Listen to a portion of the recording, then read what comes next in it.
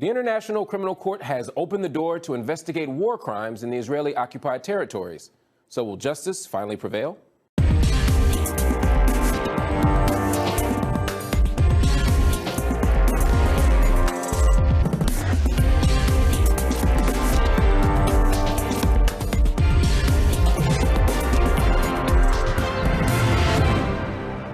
I'm Mark Lamont Hill. Also on the show, just months after being poisoned with a deadly nerve agent, Russia's opposition leader Alexei Navalny was sentenced to more than 2.5 years in prison. His supporters, however, continued to protest in thousands, despite a violent crackdown by Vladimir Putin's security forces. Is this a turning point for Russia? That's our debate. But first, a new hope for justice is what some Palestinians have called the International Criminal Court's ruling that gives it jurisdiction over the occupied territories. The Israeli Prime Minister has slammed it as a, quote, perversion of justice. So are Israeli officials afraid they could be prosecuted for war crimes? I'll ask Israel's former ambassador to the UN, this week's headliner, Danny Danon.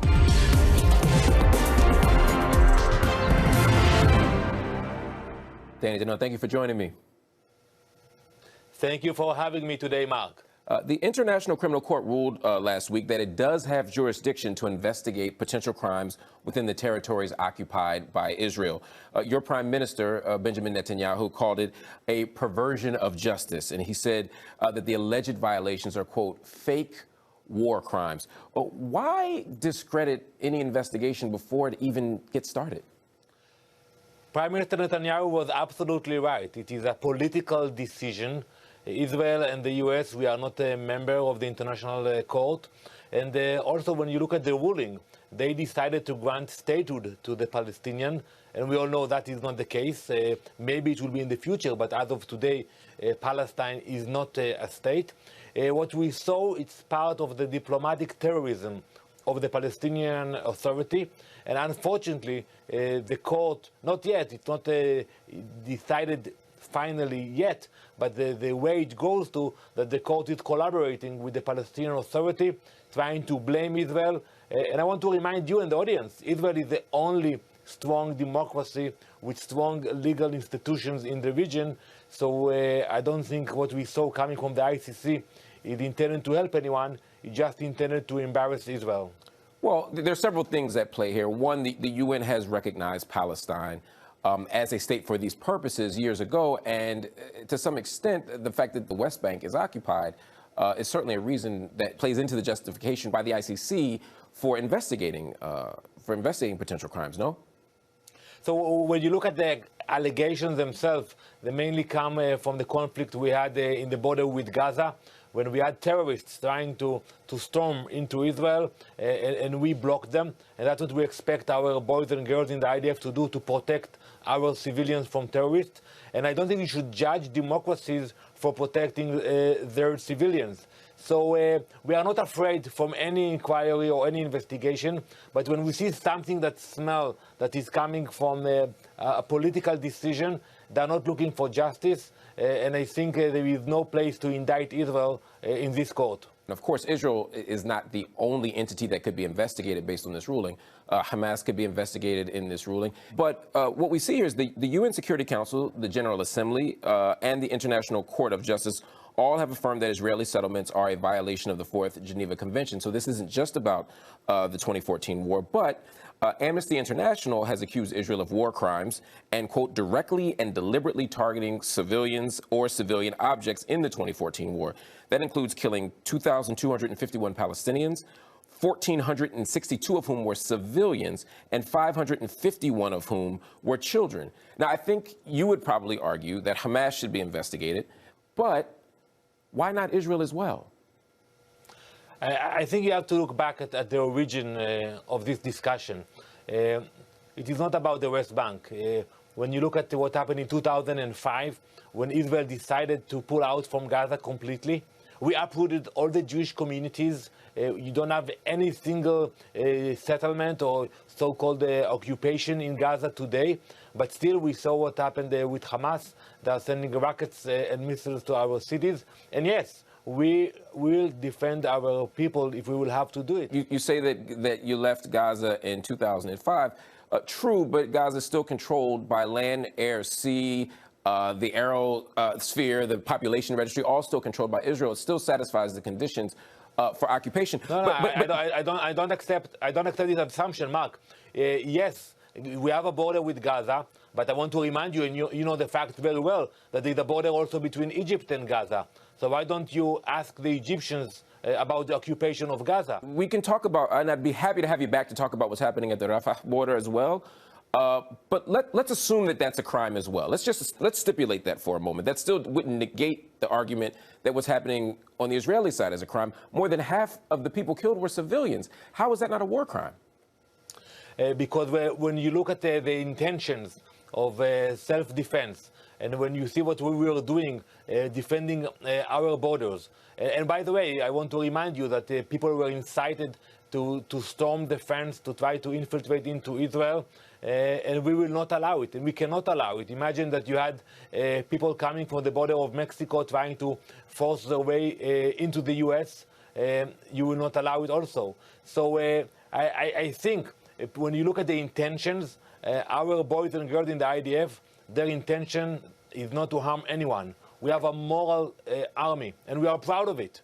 And when there are mistakes done, we know how to investigate them. And if we need to punish, we do punish those people who were not obeying orders. But when you look at the rule of law in Israel, also in the military, you understand that the intention is to protect our civilians, not to hurt anyone.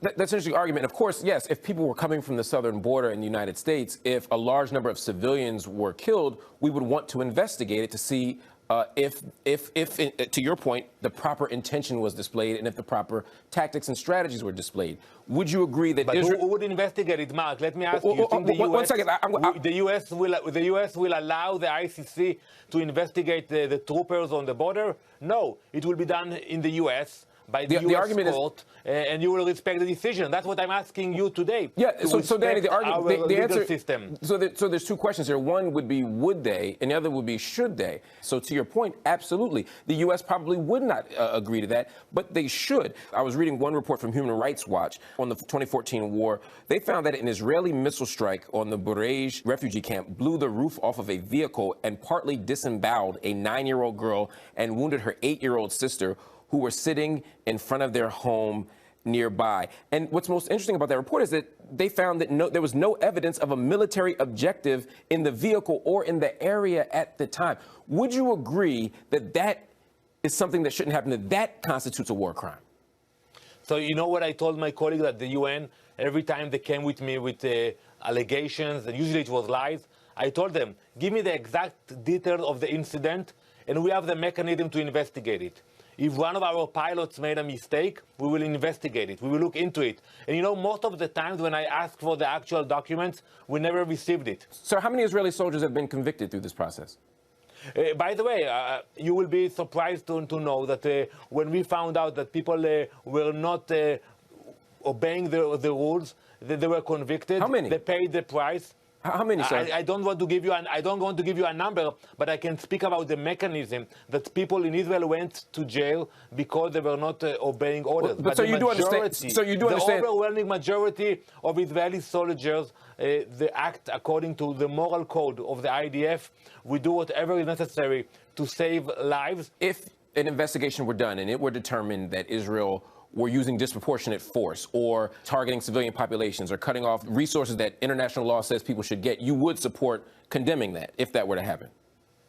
I would support allowing us to do the investigation, and that's what we are doing, and that's what is respected by the international community. But if you want to play the blame game... No, that's not what I'm asking. I'm asking if it were determined... Sir, but I'm asking a very specific question. If it were determined that disproportionate force were used, that civilians were targeted, or that resources were cut off, like fuel, electricity, etc., you would condemn that, would you not?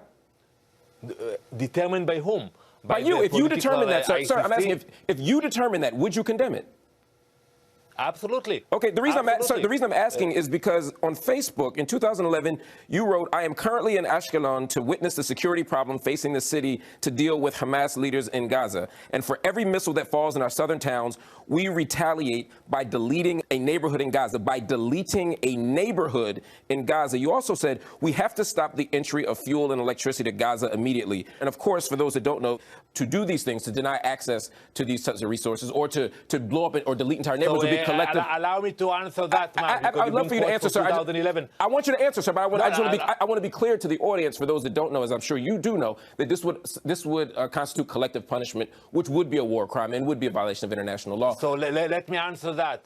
When Hamas is deliberately targeting electricity facilities in Israel, and threatening our lives, there is no reason for us to allow them to continue that.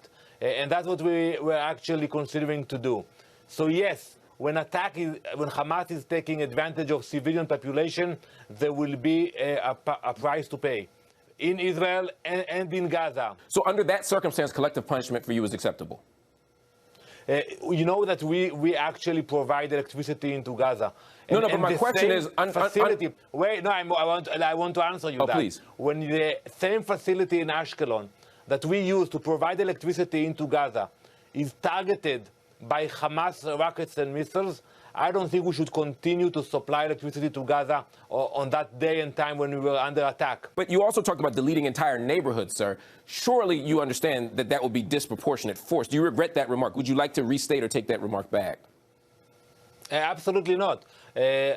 I beg to disagree with you about, you say disproportional. What is disproportional? It would be deleting an entire neighborhood. When you have hundreds of thousands of Israeli children who cannot sleep at night. I said it very clearly and I will repeat it.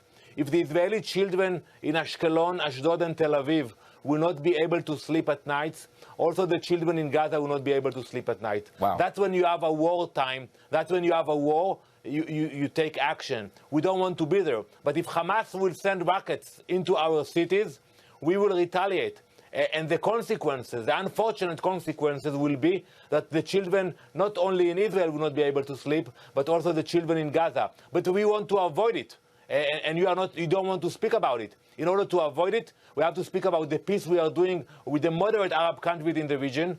We have to speak about the PA that is avoiding negotiations. They care about speaking about the past, and they continue with the rejectionism. Well, so I think you've definitely made a case for the ICC here, but the audience will be able to make its own determination. Let's talk about those deals in the region that you just talked about. You know, they've often been touted as peace deals, but in many ways, they're not really peace deals. The Trump administration made a plan for Israel-Palestine that didn't consult Palestinians. The Palestinian Authority has been very clear that they weren't even consulted in the deal. And then the deals that you're talking about with the UAE, with Bahrain, with Sudan, with Morocco, they had nothing to do with Palestine, of course. These and we call them peace deals, yet they were never at war with Israel during, you know, in this era. So are these deals actually peace deals, or are they just politics as usual?